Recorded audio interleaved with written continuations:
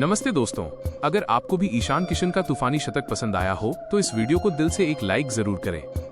दोस्तों, 5 मैचों की टीबी श्रृंखला का 5वां और अब तक का सबसे रोमांचक सांसों को रोक देने वाला महामुकाबला आज क्रिकेट इतिहास की 2 बड़ी टीमें भारत और न्यूजीलैंड के बीच ग्रीनफील्ड इंटरनेशनल स्टेडियम तिरुवनंतपुरम में खेला गया। ऐसे में मुकाबले की शुरुआत हुई भारत के टॉस जीतने को लेकर। जी हां, आज के इस रोंगटे खड़े कर देने वाले महामुकाबले में कप्तान सूर्य कुमार यादव ने टॉस जीता और पहले बल्लेबाजी करने के लिए न्यूजीलैंड को गेंदबाजी के लिए आमंत्रित किया था। फिर मुकाबला शुरू हुआ। रनों की बारिश करने के इरादे से भारत की ओर से अभिषेक शर्मा और संजू सैमसन ओपनिंग बल्लेबाजी करने के लिए मैदान में उतरे। दोस्तों, इन दोनों ही बल्लेबाजों के कंधों पर इस महामुकाबले में अपनी टीम को एक विस्फोटक ओपनिंग शुरुआत दिलाने की बड़ी जिम्मेदारी थी। फिर मुकाबला शुरू हुआ। न्यूजीलैंड की तरफ से गेंदबाजी की शुरुआत जैकब डफी ने की और पहला ओवर लेकर आए। लेकिन मुकाबले की पहली ही गेंद से साफ हो गया कि अभिषेक शर्मा आज किसी अलग ही इरादे के साथ मैदान पर उतरे हैं। शुरुआती कुछ गेंदों को समझने के बाद जैसे ही मौका मिला, अभिषेक ने जैकब डफी पर आक्रमण कर दिया। ओवर की तीसरी गेंद पर अभिषेक शर्मा ने एक्स्ट्रा कवर के ऊपर से एक शानदार छक्का जड़ दिया, जिससे स्टेडियम में बैठे दर्शकों में जोश भर गया। इसके बाद ओवर की आखिरी 2 गेंदों पर भी अभिषेक शर्मा ने बेहतरीन टाइमिंग के साथ 2 चौके लगाए। पहले ही ओवर में भारत के खाते में 14 रन जुड़ चुके थे और टीम इंडिया को एक तेज शुरुआत मिल गई थी। दूसरे ओवर की जिम्मेदारी काइल जेमिसन को दी गई। लंबा कद, उछाल और गति के लिए मशहूर जेमिसन से न्यूजीलैंड को विकेट की उम्मीद थी, लेकिन अभिषेक शर्मा ने यहां भी कोई रहम नहीं दिखाया। ओवर की शुरुआत में अभिषेक ने एक करारा चौका लगाया और फिर ओवर की आखिरी गेंद पर गेंद को हवा में उठाकर दर्शकों के बीच पहुंचा दिया। ये एक और शानदार छक्का था जिसने ये साफ कर दिया कि अभिषेक शर्मा पूरी लय में हैं और गेंदबाजों पर दबाव बनाना चाहते हैं। हालांकि तीसरे ओवर में न्यूजीलैंड को आखिरकार पहली सफलता मिल गई। ये ओवर लेकर आए तेज गेंदबाज लॉकी फर्ग्यूसन, जो अपनी रफ्तार और शॉर्ट गेंदों के लिए जाने जाते हैं। इस ओवर की शुरुआत में संजू सैमसन के बल्ले का किनारा लगा और गेंद 4 रन के लिए बाउंड्री के पार चली गई। लेकिन अगली ही कुछ गेंदों में फर्ग्यूसन ने वापसी कर ली।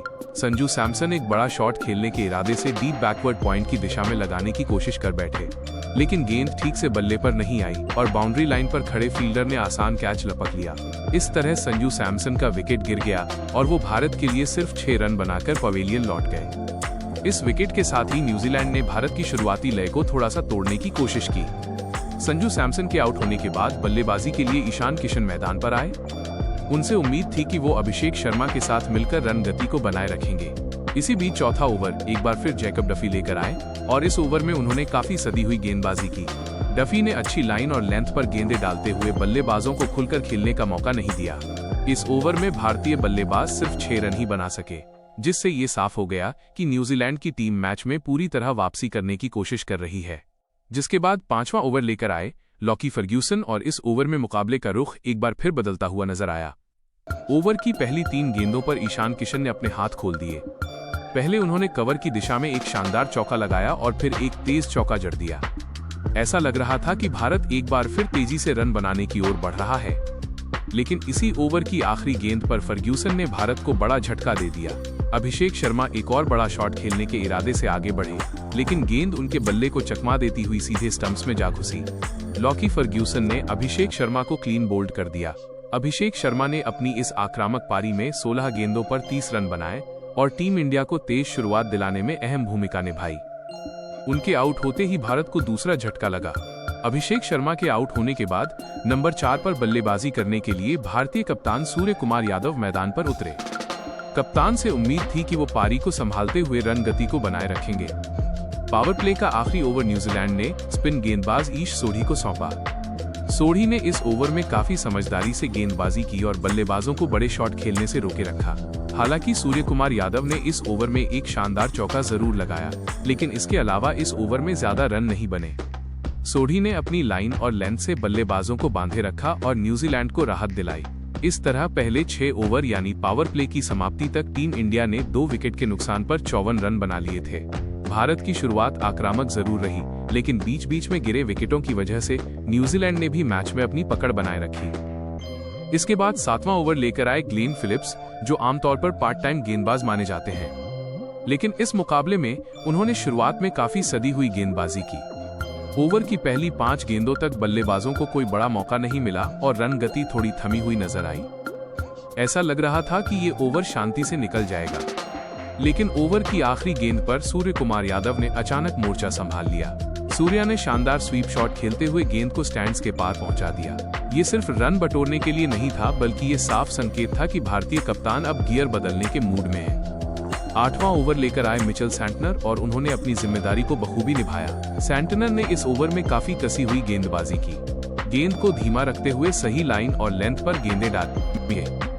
भारतीय बल्लेबाज खुलकर शॉट नहीं खेल पाए और इस पूरे ओवर में टीम इंडिया के खाते में सिर्फ 5 रन ही जुड़ सके। इस ओवर के बाद ऐसा लग रहा था कि न्यूजीलैंड एक बार फिर मैच में वापसी करने की कोशिश कर रहा है, लेकिन 9वां ओवर ईश सोढ़ी लेकर आए और यहीं से मुकाबले की तस्वीर एक बार फिर बदलती हुई नजर आई। इस ओवर में सूर्य कुमार यादव और ईशान किशन दोनों ने अपने हाथ खोल दिए। ओवर की पहली ही गेंद पर ईशान किशन ने लंबा जड़ दिया, जिससे उनका आत्मविश्वास साफ झलकने लगा। इसके बाद ओवर की आखिरी गेंद पर सूर्य कुमार यादव ने बेहतरीन टाइमिंग के साथ चौका लगाया।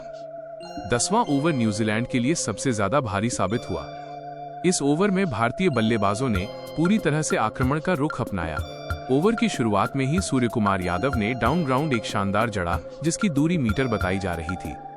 ये शॉट इतना शानदार था कि फील्डर सिर्फ गेंद को उड़ते हुए देखते रह गए। इसके बाद ईशान किशन ने भी अपना आक्रामक अंदाज दिखाया।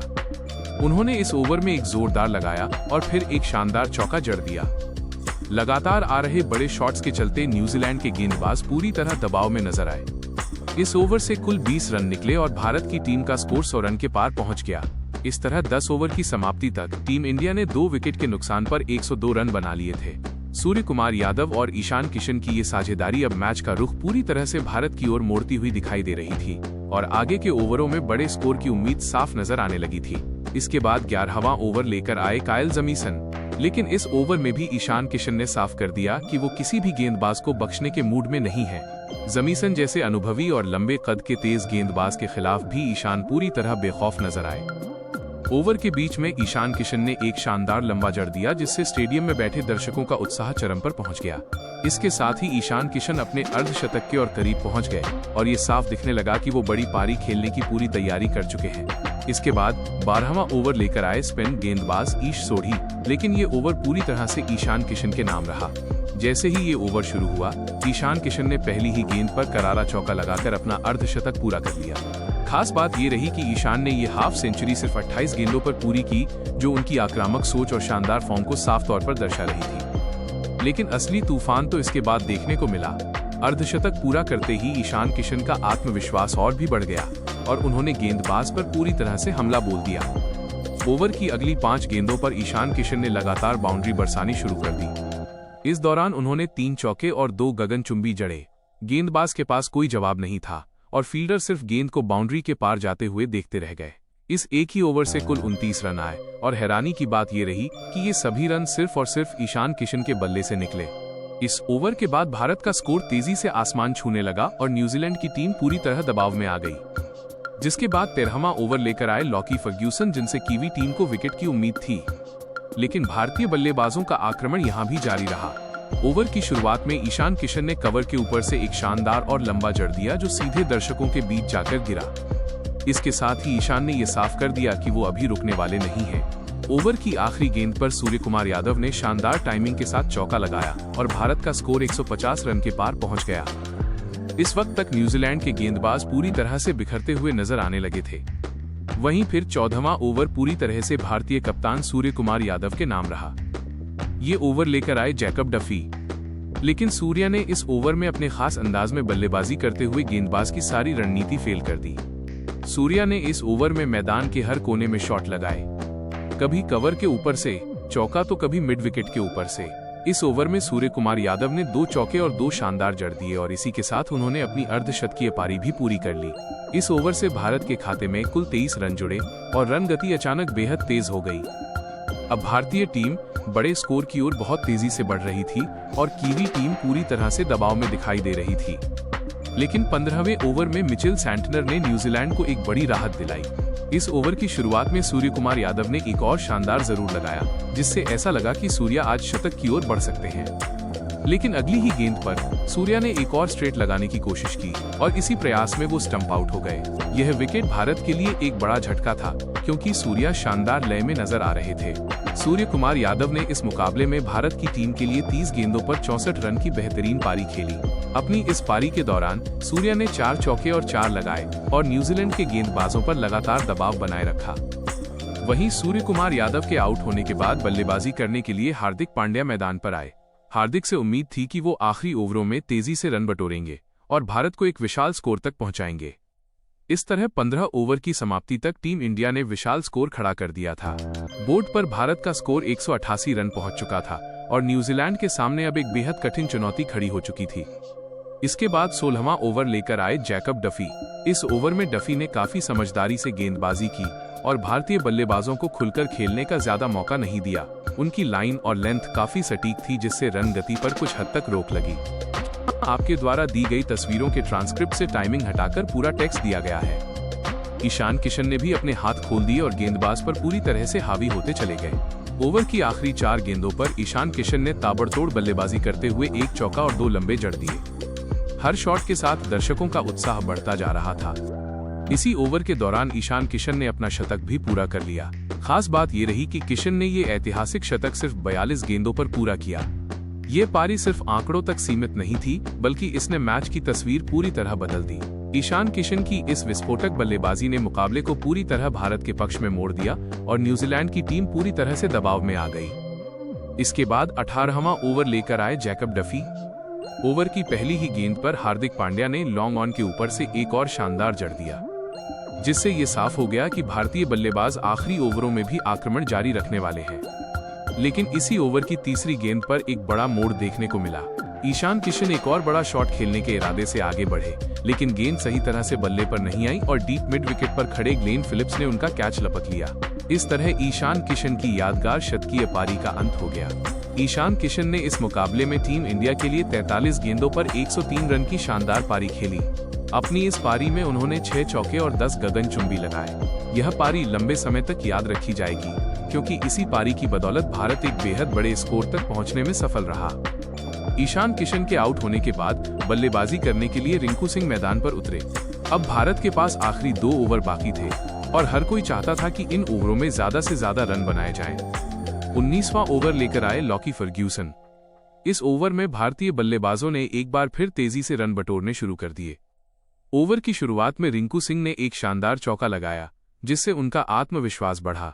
इसके बाद हार्दिक पांड्या ने डीप मिड विकेट के ऊपर से एक गगनचुंबी जड़ दिया। इसके साथ ही भारतीय टीम का स्कोर 250 रन के पार पहुंच गया। इसके बाद आखिरी ओवर करने के लिए कायल जेमिसन मैदान पर आए। आखिरी ओवर से पहले ही न्यूजीलैंड के गेंदबाज काफी थके हुए नजर आ रहे थे। इस ओवर की पहली ही गेंद पर हार्दिक पांड्या ने एक और जोरदार जड़ दिया, जिससे ये साफ हो गया कि भारत आखिरी ओवर में भी कोई ढील नहीं देने वाला है। लेकिन अगली ही गेंद पर हार्दिक पांड्या बड़ा शॉट खेलने के चक्कर में बाउंड्री लाइन पर कैच आउट हो गए।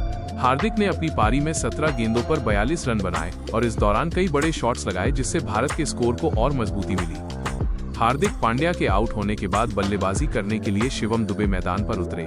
दुबे ने आते ही आक्रामक अंदाज अपनाया और आखिरी गेंद पर एक शानदार जड़कर भारतीय पारी को एक बेहतरीन फिनिशिंग टच दिया। ये भारतीय पारी का परफेक्ट अंत साबित हुआ।